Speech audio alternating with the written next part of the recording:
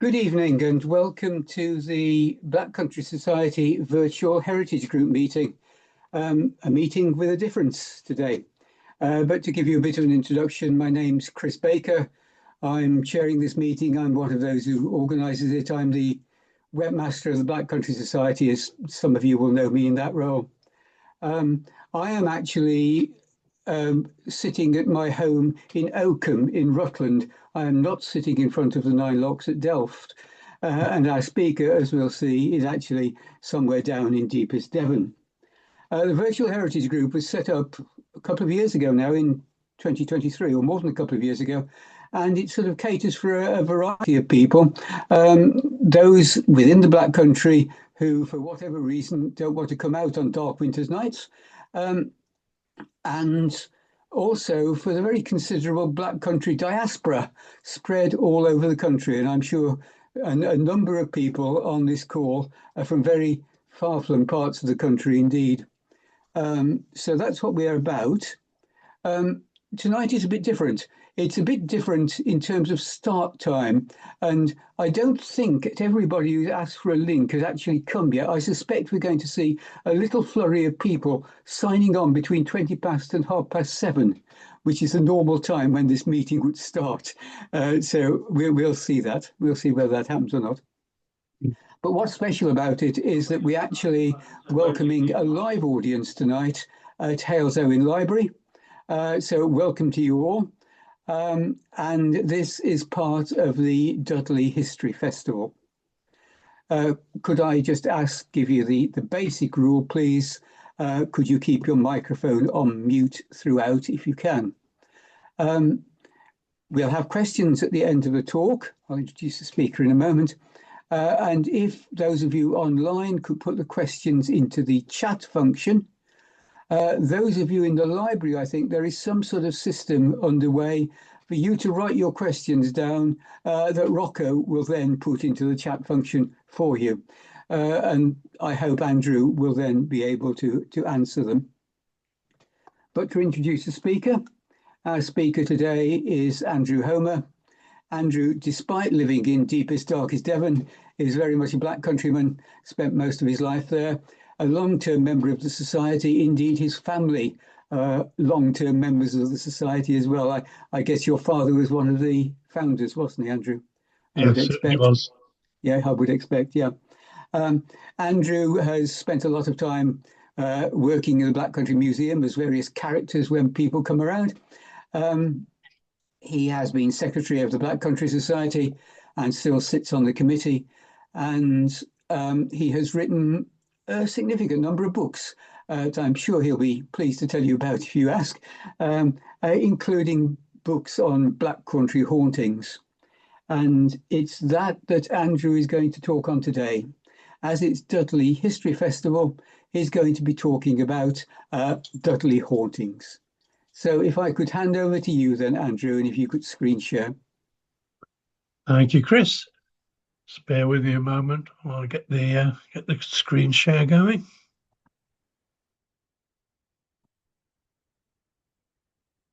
And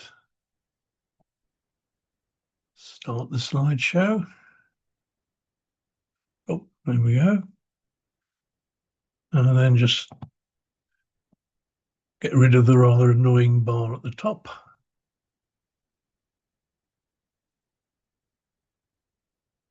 And I do want to use this pointer if I can do it. Oh, bear with me a second. I seem to have got rid of the pointer control at the bottom. There it is. Here we are.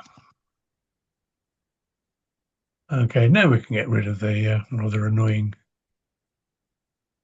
bar at the top.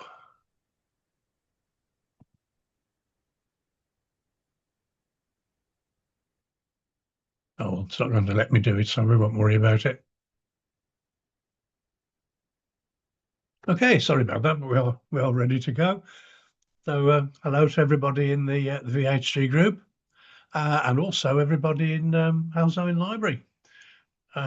Totally a new thing for us, possibly something we might consider doing again. We shall see how it goes.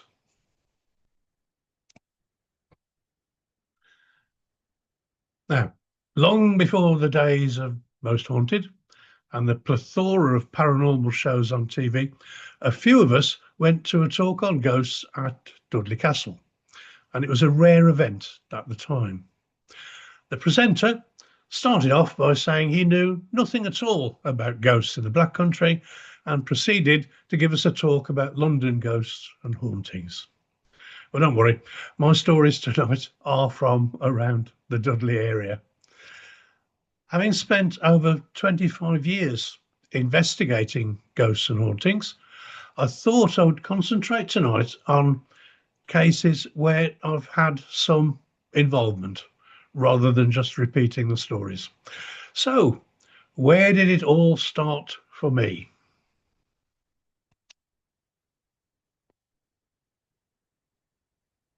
Funnily enough, at college, and Dudley College at that.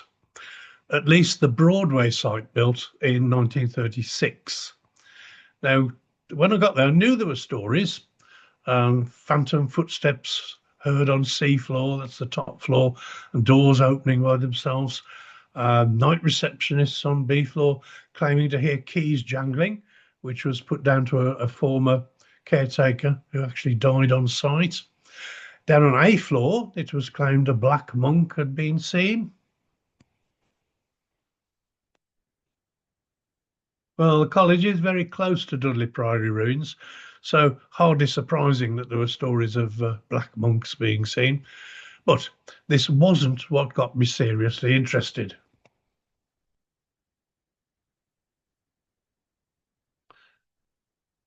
Early in the 1990s, I was employed to work on a national project looking at using computers in special needs environments.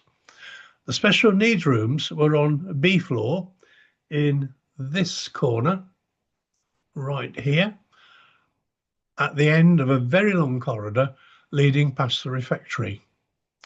Now, this particular morning, I was due to go to Loughborough to make a presentation, but I'd foolishly left my notes on my desk.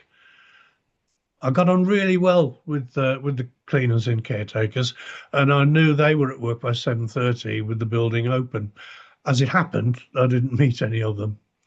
So I was making my way down the long corridor when a small man appeared. He was wearing a dark suit, and I particularly noticed his old-fashioned rectangular leather briefcase. He walked diagonally across the end of the corridor, down here, and straight into one of our rooms, B15 on the end. Now, this room included our kitchen, and we'd been having someone helping themselves to our coffee. Got him, I thought. The room only had one door, so I slowed up to give him time to put the kettle on and catch him, hopefully red-handed. I got to the door, marched inside, ready to confront the coffee thief. The room was empty. There was nowhere the little man could have gone, and there was nowhere to hide. After this, I asked around, and one of the older technicians told me that B15 was where they used to teach coal mining, believe it or not, right up until the 1960s. The lecturer then was nicknamed Old Sam, and he was a slight, dapper chap, and apparently I wasn't the only one to have seen him. And also, he always turned up early to prepare his day's lessons.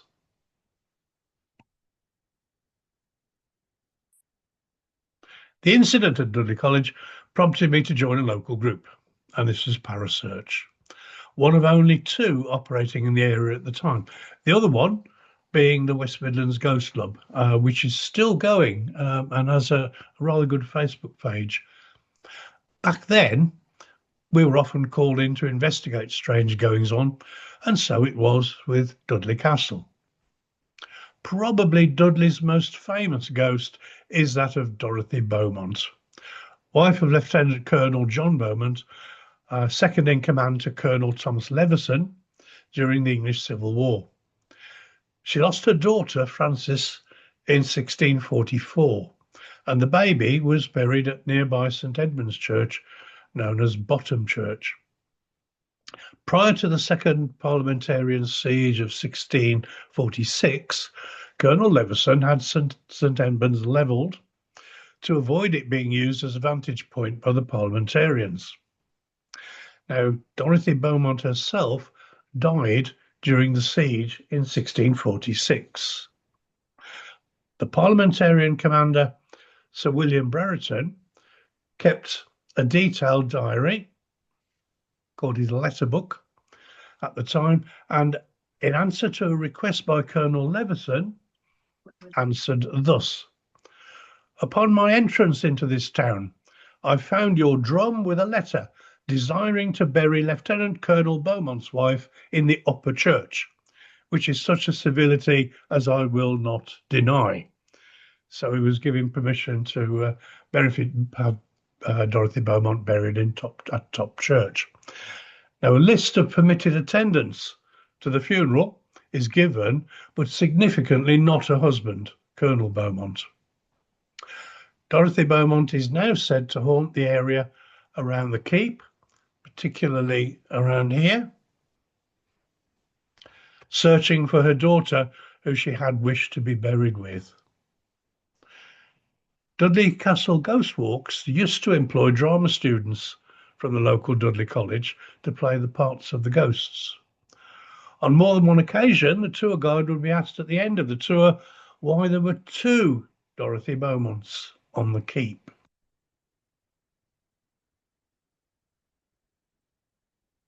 The ramparts of the keep are said to be haunted by a former soldier who patrols up and down, and also an old lady who allegedly committed suicide by jumping off one Halloween.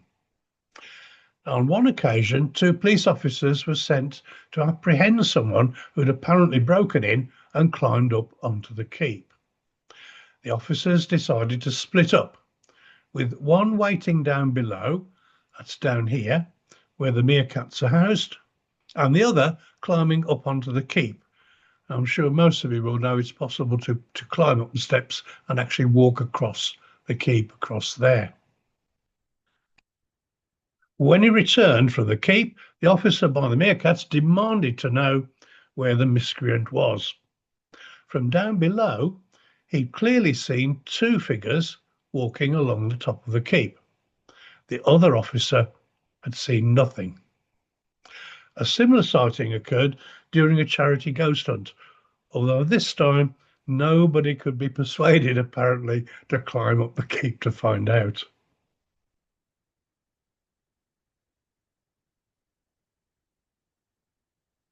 Despite all this going on, it was for an entirely different reason that we were called in to investigate.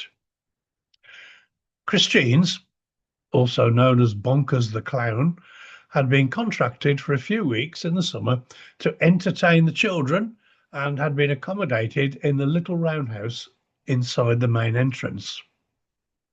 Towards the end of his contract, he'd taken to sleeping in his car and was extremely glad to leave when the time came. He was terrified of all the nighttime disturbances he was experiencing. Before he left, I was able to interview Chris. He was seeing regular misty figures coming up the stairs to his bedroom. The door would be violently rattled in the early hours. As if this wasn't bad enough, the final straw was an apparition of a middle-aged man at the bottom of his bed, seen only from the waist up, who said, "Why have you returned?" He slept in the car after that. During our investigations there, the door was rattled violently on one occasion, but with nobody there. On another occasion, 3 of us were in the tiny roundhouse, and I was sat at the top of the stairs. We turned the lights off as all the reported phenomena had been in the dark, and we waited. After about 20 minutes, the silence was shattered by the most almighty bang, as if something very heavy had been pushed over. After we turned the lights back on, it was obvious that nothing in the tiny building had moved. let alone to make such a tremendous crashing noise. We never did get to the bottom of that, which unfortunately was often the case, except on one memorable night.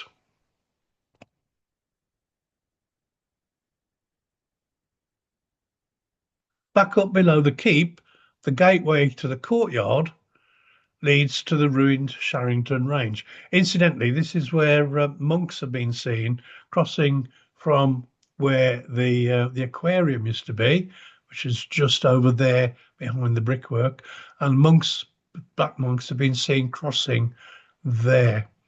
Not seen by me, unfortunately, but I do know people who have seen them.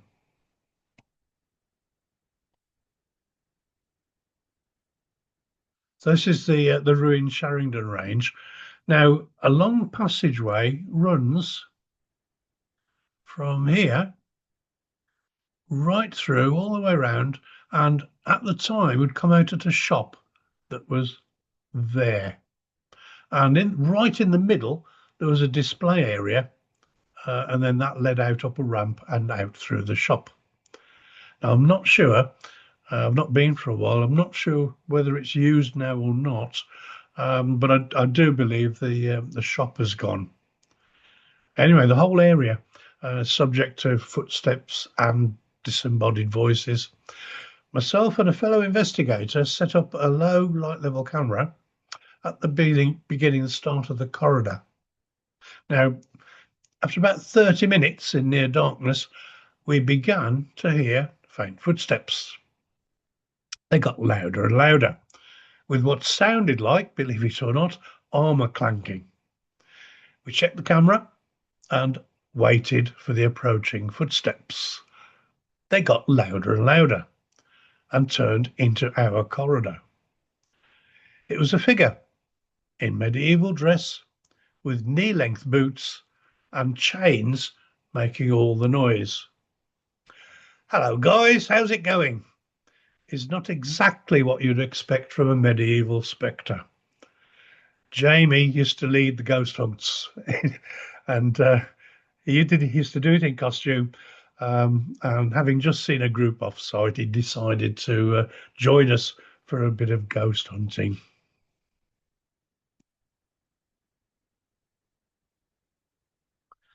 Whilst we're on Castle Hill, it's worth mentioning the Station Hotel, which is well known nationally for its alleged hauntings.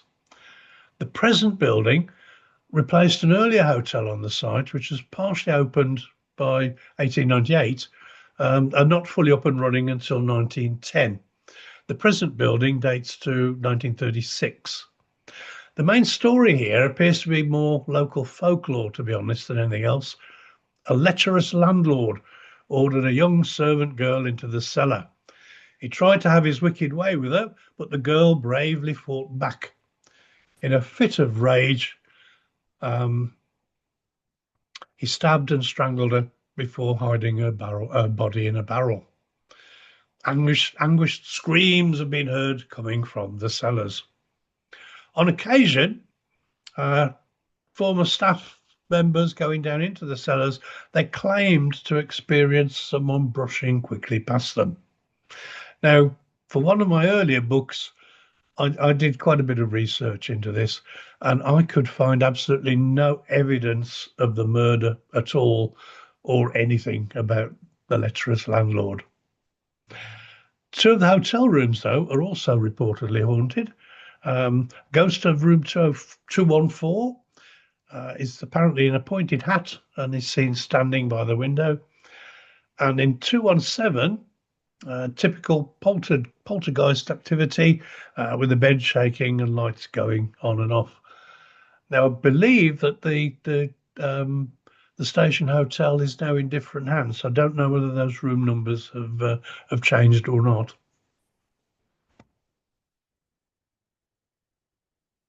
Further up Castle Hill on Tower Street is another of Dudley's well-known haunted pubs. I'm sure many of you recognise this as the Malt Shovel. Now, here, in 1926, there was a murder in the Malt Shovel, and young James Bayliss was murdered by his eldest stepbrother. And unfortunately, this one was all too real. The landlord's teenage son was discovered brutally hacked to death and partially decapitated in his bed upstairs. His stepbrother, Joseph Flavel, who was 24 at the time, confessed to the grisly murder and was hanged for it. Since then, a misty figure known as the Blue Boy has been seen in the upper windows of the pub. And also, according to staff I interviewed there some years back, again for one of the earlier books, a small adult with a black dog walks through the pub and then promptly disappears. Glasses hung up over the bar are known to start swinging quite violently for no apparent reason. Now, this actually occurred while I was standing at the bar asking if there was any current activity. It seems I certainly got my answer. There was no obvious reason, such as traffic passing by or anything like that, for the glasses to suddenly start swinging as they did.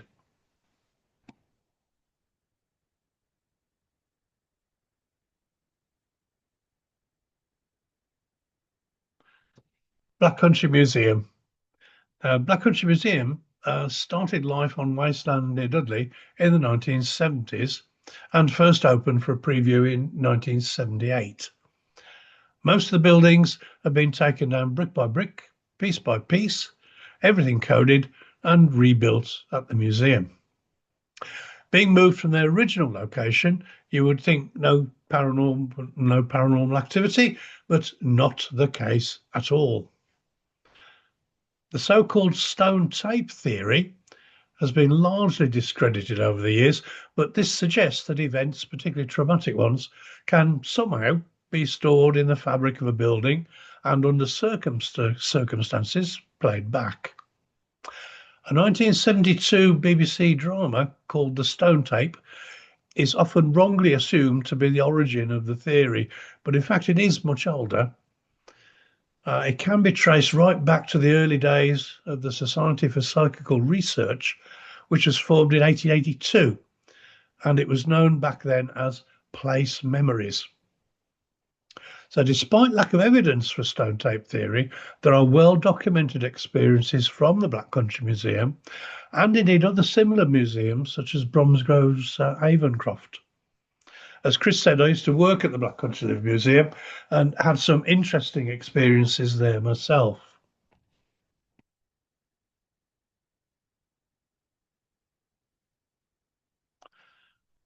This was the toll house for a turnpike road that ran through Woodsetton, dating to around 1845. It ceased to be a toll house in 1870 and then was rented out. Quite a number of different families have lived here over the years. Visitors often asked if there was anything strange, and it was always the same bedroom to the right that they were asking about. So it's the bedroom here.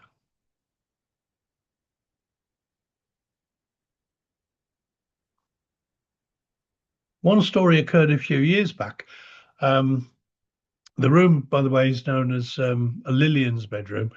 That's because the story that we tell in or not me anymore, I no longer work there. We moved to Devon, but the story that's told in there is about the Hodgkiss family, one of the later families, and their daughter Lillian. One story occurred a few years back. Lillian's bedroom door was closed, and a visitor asked the demonstrator there if she could have a look inside. She opened the door, went as if to go inside, but then closed it again quietly. The demonstrator said, "I thought you wanted to go in." And the visitor said, "Yes, but I don't want to disturb the girl sleeping on the bed." There was nobody in there, of course.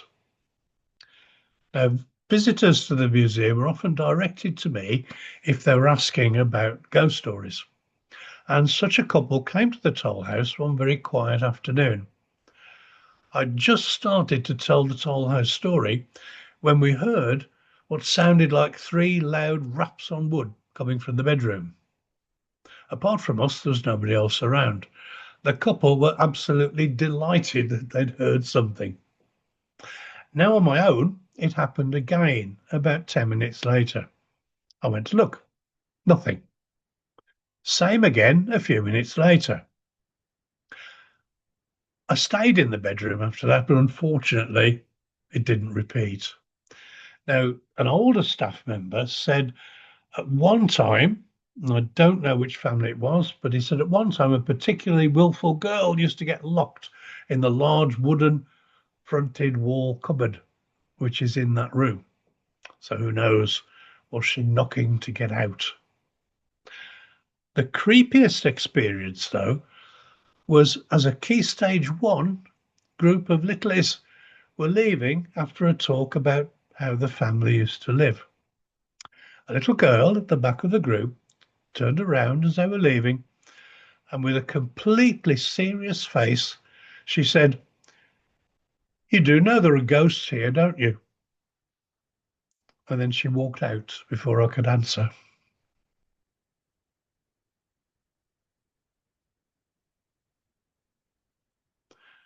Cradley Heath Workers' Institute was built in 1912 with money left over from the chain-making women's strike of 1910. They were led out on strike by the charismatic leader of the National Federation of Women Workers, Mary Read MacArthur. They were fighting for the legal minimum wage, and they won. The building is used as a main cafe. Now, that used to close when I was working there to start with. It used to close 1 hour before the building was locked up. And often it could be quite quiet in that last hour as far as visitors are concerned. On one occasion, I'd only just started to work in there, and I closed all the doors upstairs. No locks, but they're sturdy door handles and catches. I was sweeping the wooden stairs down below Mary's office. And Mary MacArthur never actually had an office there, but it was created in the 1930s as a memorial. I heard the front door open, which was not unusual as we were still open to visitors. Nobody appeared, but I felt something brush past me on the stairs. The closed door to Mary's office above me flew open, as though someone in a temper had pushed it really hard. The door banged into the cupboard behind. Of course, there's nobody there, and only me in the building. This was not the end to it, though. Back in the office we used, the mantelpiece clock suddenly started chiming. Now, the old clock had a separate winder for the chime, which was broken. If you tried to wind it, it would simply keep chiming. This is what it was doing, although I certainly hadn't wound it. On another occasion, I was meeting a colleague in the cafe. I was standing near the till in front of delicious-looking cakes on large glass cake stands with glass domes. The glass dome in front of me lifted up over the cake, a Victoria sponge, and flew towards the lady standing next to me. She tried to catch it, but it smashed to the floor. The cake, though, was completely undamaged, and there is no way the dome could possibly have just slipped off. Funnily enough, my colleague had seen all this as well and was equally mystified.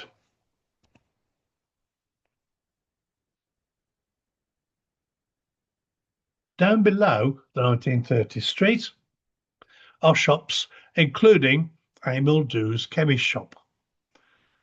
Early one morning, a member of the admin staff was making her way to work through the village. She glanced towards the shop and she sees three ladies in costume talking inside. She naturally assumes them to be costume demonstrators. She looks away for a moment and then looks back, and they're gone, vanished. She was so unnerved by the experience that she had to be taken home for the day. Next to Dew's, just here, we are, just there, is an alleyway, and a lady dressed all in black has been seen here, but she's only ever been seen by female staff and only during their first few days of working at the museum. And once again, like do's, the figure just vanishes.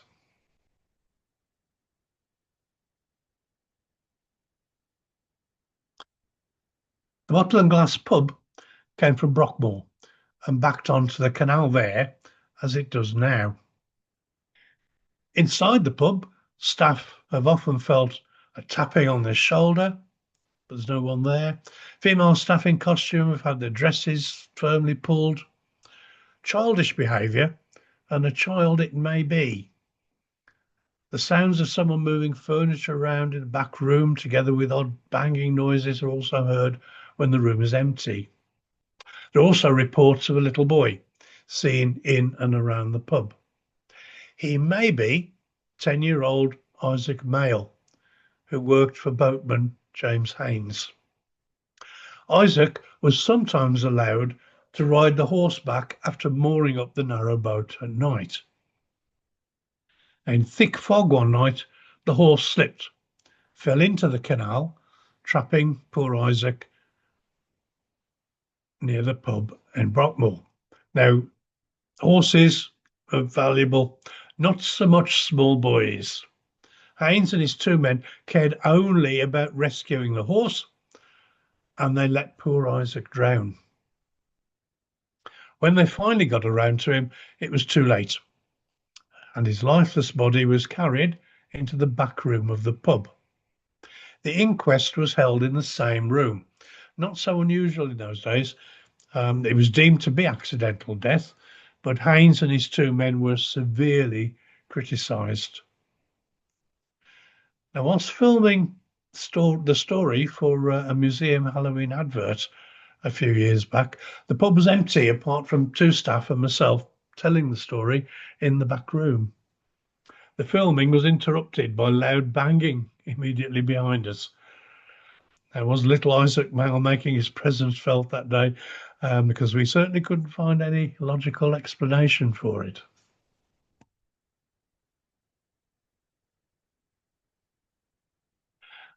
The building now used as a hardware shop came from Piper's Row in Wolverhampton, which at one time was a notorious red light area. When I started to work in there, I was told to listen out for the footsteps upstairs.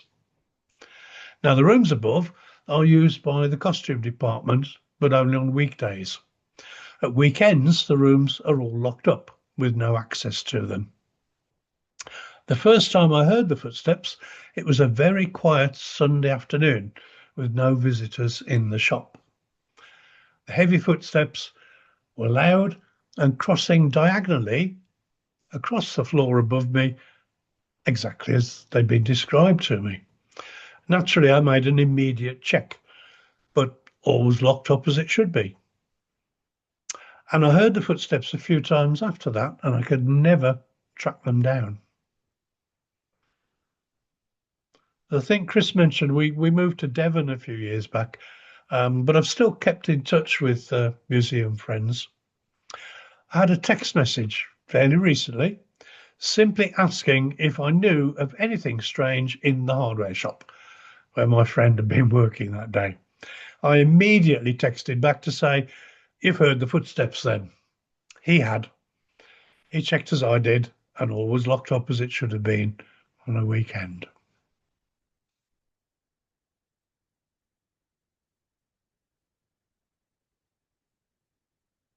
The Beacon Hotel is a very traditional pub with a national reputation for its beer. It was built in the 19th century, and remarkably, its Victorian Tower Brewery not only survives, but is still used for its original purpose of brewing traditional beers. Sarah Hughes, who gives the brewery its name, has been seen by a previous landlord passing through a wall where there used to be a door. He recognised her from a fine portrait of Sarah kept in the pub. Before the days of an effective security system, assistant managers would sleep over in one of the downstairs rooms. One of the assistant managers, Andy, related the following experience to me. He was woken up at 3 in the morning, according to his watch, On looking around, he was shocked to see an old gentleman standing silently in the corner of the room. He was wearing Wellington boots, dark trousers, a grandad-style shirt, and a waistcoat. Realizing he was seeing a ghost, Andy shut his eyes tight for a few seconds, hoping the apparition would be gone. You can imagine his relief when it was. On asking around, it seems the man was the father of one of the previous owners, who would potter about doing odd jobs dressed in all sorts of old clothes. Now, the inner doors of the pub are locked with a large, old-fashioned key when the pub is shut. This key has a special place behind the bar. One morning, at open time, the key could not be found and the spare had to be brought in.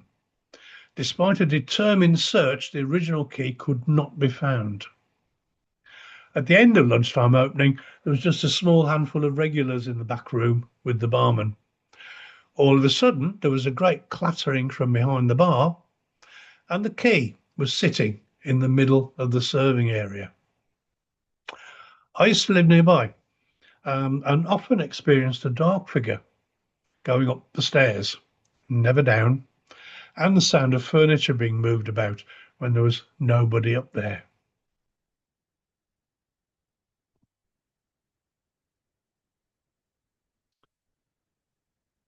The Clifton Cinema in Sedgley opened in 1937 and was part of a chain owned and operated by Captain Sidney Clift.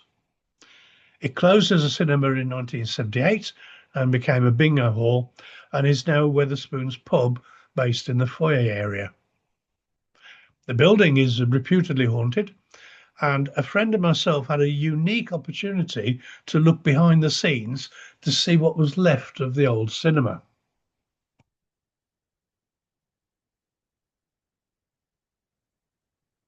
So this is what's left of the old auditorium, and where staff often hear bumps and bangs coming from here, although there's no easy access nowadays, even for staff.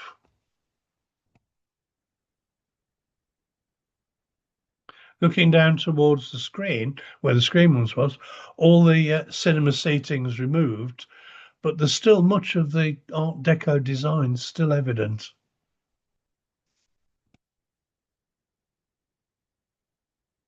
What really surprised me in there was the projection box.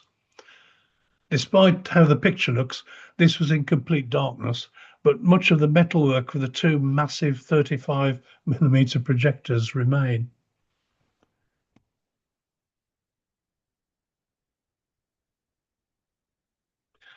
I always think there's something strangely haunting anyway about abandoned cinemas, but the Clifton certainly seems active, apart from the bumps and bangs heard in the auditorium. After visiting the Clifton, I discovered that someone I know worked there, and she confirmed much of the activity.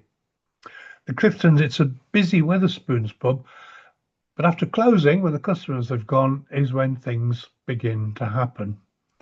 Doors are heard banging for no apparent reason. The kitchen seems particularly active and small things get thrown around. Staff get followed.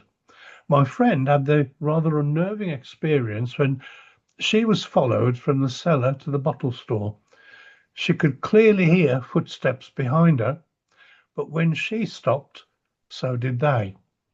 And of course, there was nothing there to be seen. On occasions, after mopping the floors at night, small footprints would appear. My friend put this down to the little girl, who she believed was responsible for much of the activity.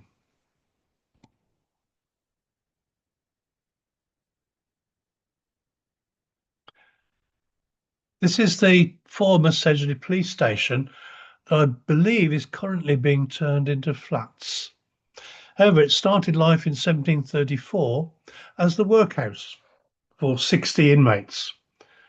It closed in 1858, having been replaced by the larger Dudley Union workhouse.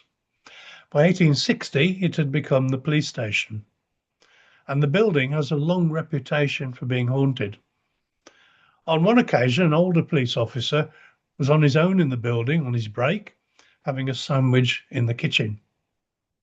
All of a sudden, a silent figure in a uniform he described as being very old-fashioned walked straight through the kitchen wall in front of him and then out the other side, heading towards the old inspector's house. As you can imagine, the officer was pretty unnerved by this. The figure was thought to be a Victorian inspector, but maybe not, and he might have been walking through the earlier workhouse. A porter would have assisted the master and matron, and it was common for him to have worn a uniform, almost military in style. Now, I've got quite an interesting postscript to this story. It turns out a friend at the Black Country Living Museum was a retired police officer, and not only knew the officer involved, but was one of the first on the scene to see him afterwards.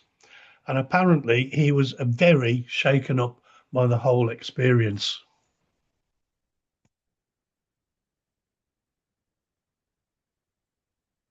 Himley Hall, once the home of the Earls of Dudley and nowadays a major venue for Dudley events. The house itself is not fully open to the public, but the extensive grounds are. As far as the house is concerned, apart from a figure described as a servant girl, very occasionally seen in and around the upstairs rooms, it seems to be the grounds that are of more interest.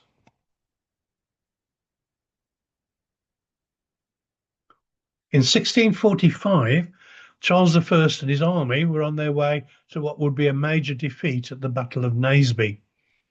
The army camped for one night in what was then the grounds of the old manor house, which would later be replaced by the splendid Palladian-style Himley Hall. A local story has it that one of the royalist soldiers tried to desert, but was captured by the guards. Justice was swift, and he was hung for desertion from a tree in the grounds before the army left, and as a warning to others. Now, as far as I knew, living locally, this was simply a story to explain the figure of a Civil War soldier who allegedly haunts the grounds and the Himley Road. However, when doing some research for a history MA some years back, I discovered a copy of Richard Symonds' Diary of the Marches of the Royal Army. Symonds accompanied the Royalist Army and kept a very detailed diary of events. Of the night spent at Himley, he wrote, "One soldier was hanged for mutiny." Now, overnight fishing is allowed at Himley for members of a group called the Syndicate. And on occasions, members have reported seeing the Civil War figure wandering through the trees. For anybody who might be interested in joining the Syndicate, apparently there's a 3 to 4 year waiting list. And you must live in the Dudley Borough. Excuse me. The stretch of the Himley Road running alongside the grounds and past the main gate has a long history of being haunted. Motorists are alarmed when a figure crosses the road in front of them, seemingly oblivious to the traffic. A witness to this was Diane Johnson, who was on her way home one evening from work in Stourbridge. As she was driving past Himley Hall, she saw a pair of knee-length boots crossing the road in front of her. Nothing else, just the boots. I do believe Diane to be a reliable witness, though. To paraphrase Charlotte Bronte and Jane Eyre, reader, I married her.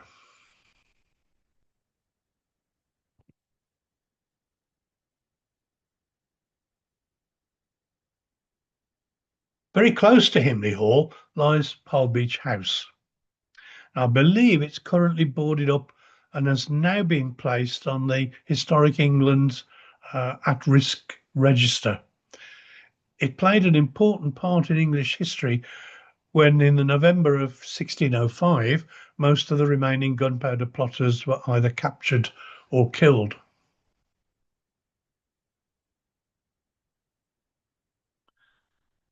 The siege of Holbeach House has given rise to the now famous ghost story of Gideon Grove. but all may not be quite as it seems. According to the story, Gideon Grove was a young groom at Holbeach and played no part in either the plot or the siege. During the attack, he fled in terror and tried to make his way back home to Treasil. He was running through marshy land along where the Bridge North Road is now. Unfortunately, he was spotted by some of the sheriff's men and pursued on horseback.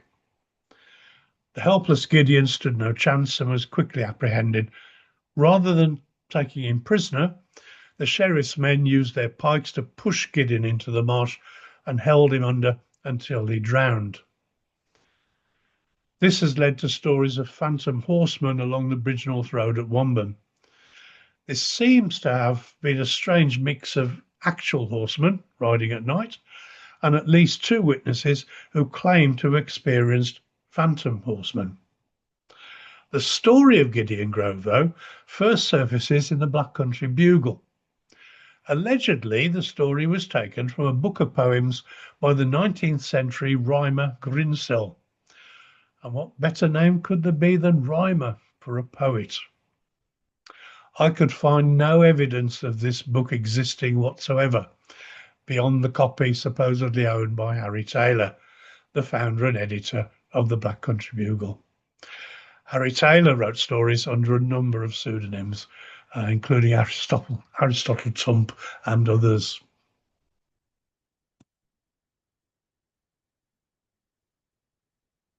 When our group was invited to investigate Holbeach House, it was a well-established care home. Both staff and residents have been reporting shadowy figures, the ghost of a gentleman in a tall hat and a cavalier seen in the lounge. Staff had been kicked or pushed on the grand staircase, and the night before our visit, the period wooden front door, which was always secured to keep residents safe, had opened all by itself.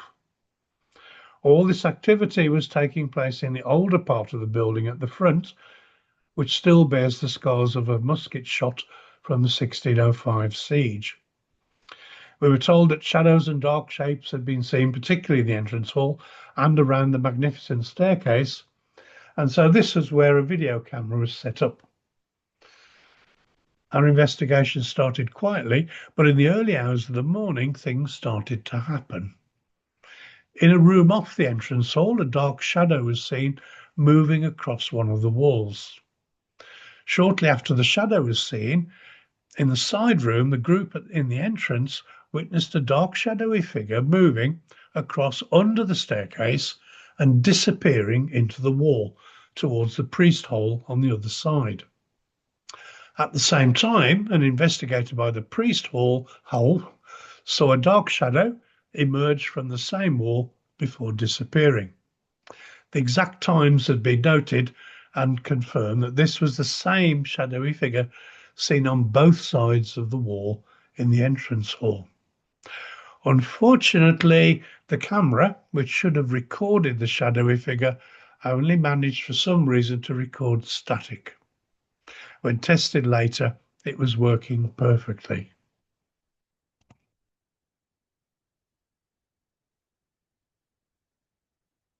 The Dudley Arms on Brettle Lane was only renamed the Starving Rascal in 1974, based on a Victorian story about the pub. It was winter time, freezing temperatures, snow on the ground. An old beggar turned up at what was the Dudley Arms. He pleaded with the landlord to be permitted to warm himself by the fire and for some scraps of food and a drink. The landlord, an uncharitable man at the best of times, would have none of it and threw the beggar out into the snow, but not before the old man had put a curse on the pub that his spirit would haunt it. Having nowhere else to go, the old man sat on the step, possibly hoping that the landlord would relent and let him back in.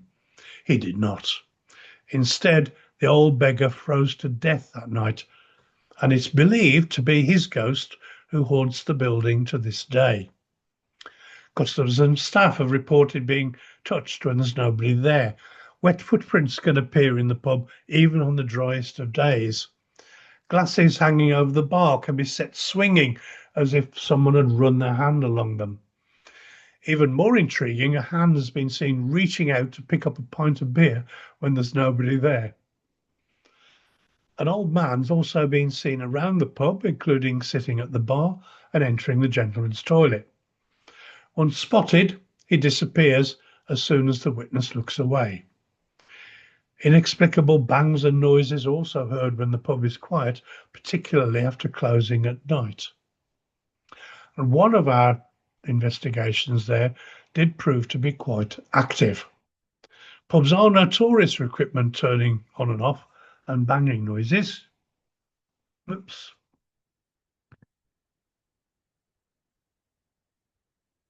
However, in the bar, we heard a sound like a stick being tapped on the wooden counter. In the lounge, the tapping got worse, and I was actually able to follow it around from one side of the room to the other. At one point, we even thought it might be someone outside tapping on the windows, but no. Some of us also started to see a shadowy figure flitting around the lounge area. Now, with so many reflective surfaces, it's impossible to determine where the figure was. At the end of our investigation, whilst on my own packing away equipment, I saw a shadowy figure looking like a man reflected in a mirror in front of me. On turning around, of course, there was nobody there.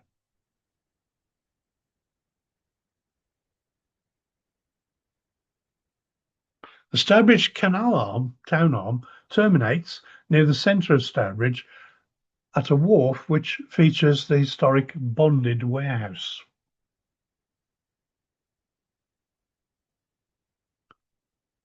The bonded warehouse dates to 1799.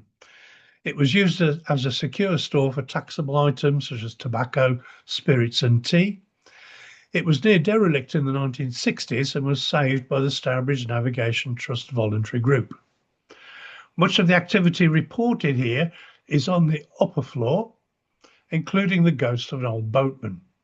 Also, a young girl has been seen fleetingly skipping and playing up there. On one of our investigations, a proximity detector was tripping for a period of some minutes as though someone was walking around the room.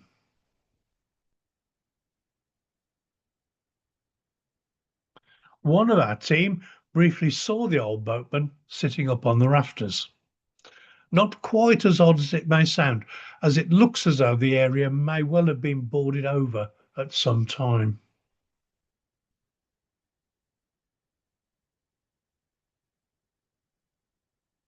On another investigation there, we were a very small group.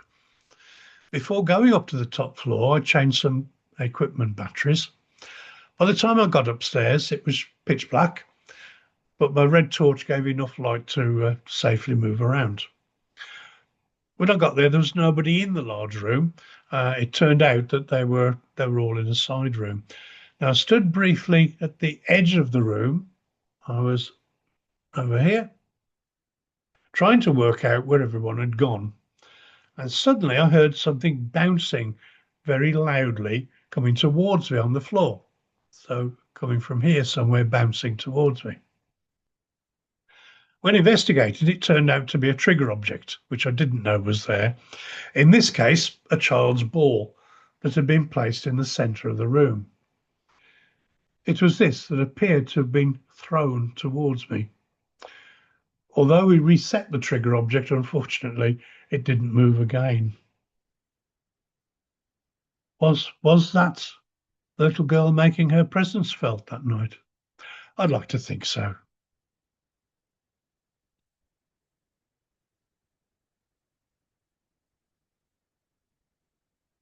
Last Saturday, David J. Cox gave a talk on the Dudley murder of 1812 and the very detailed investigation that followed. To fit in with this talk, I'm going to concentrate on what happened afterwards. For anyone interested, David's excellent book on the Dudley murder is available for just £2 on the Black Country Society website shop page. As to the murder itself, very briefly, in 1812, Benjamin Robbins was on his way home from Stourbridge Market via Fir Tree Hill, which was the main route from Stourbridge towards Kinver. He was stalked and shot in the back by William Howe, a farmhand who fancied himself as a highwayman. Although badly injured, Robbins managed to crawl home, where he lingered between life and death before dying 10 days later on the 28th of December. An investigation involving hired Bow Street runners was mounted, and Howe was eventually apprehended. Sentenced to death by hanging, Howe was one of the last men in England to be gibbeted.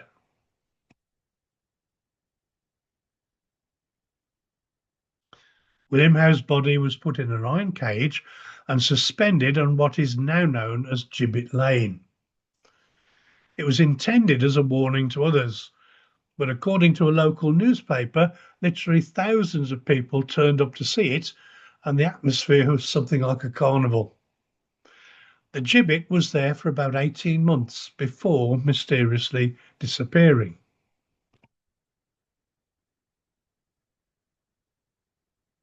The Bromley Hill and Stourbridge Advertiser of December 1872 carried a report from a local gentleman who claimed to have encountered the ghost of William Howe.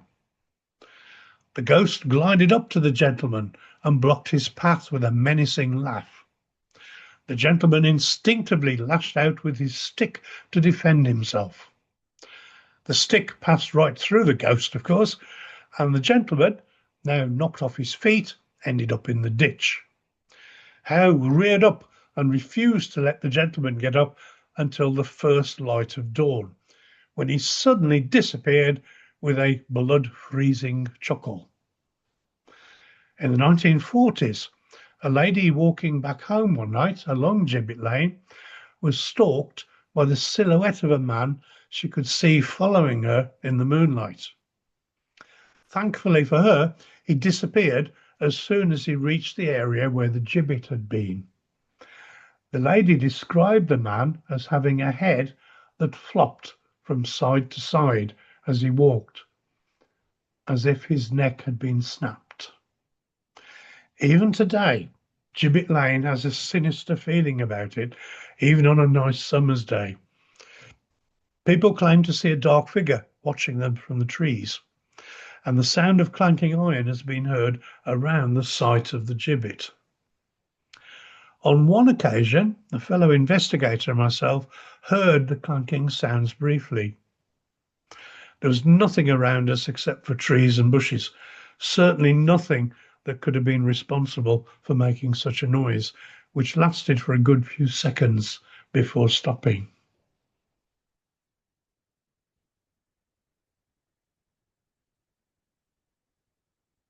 And finally, to Halzowen itself. One of the oldest buildings is the lovely Withytwich Knitting Centre, which dates back to 1452. Now, they fully accept that they're not alone in the building, which they describe as having a lovely atmosphere.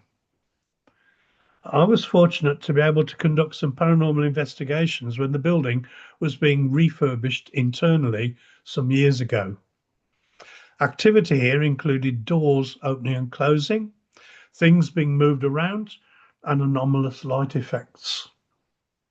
Given the name Edward by the staff, he brings with him a very strong smell of tobacco smoke inside the building. On one of our investigations, I paired up with a representative from the shop who was staying overnight with us. When we went upstairs, we suddenly smelt the strong tobacco smell.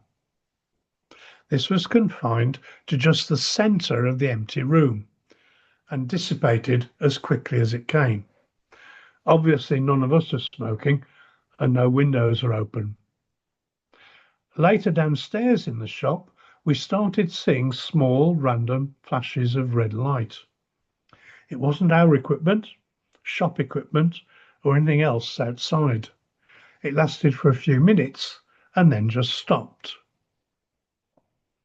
Now, over the course of the night, we began to realise that the back internal door was randomly being opened and closed, with nobody having touched it.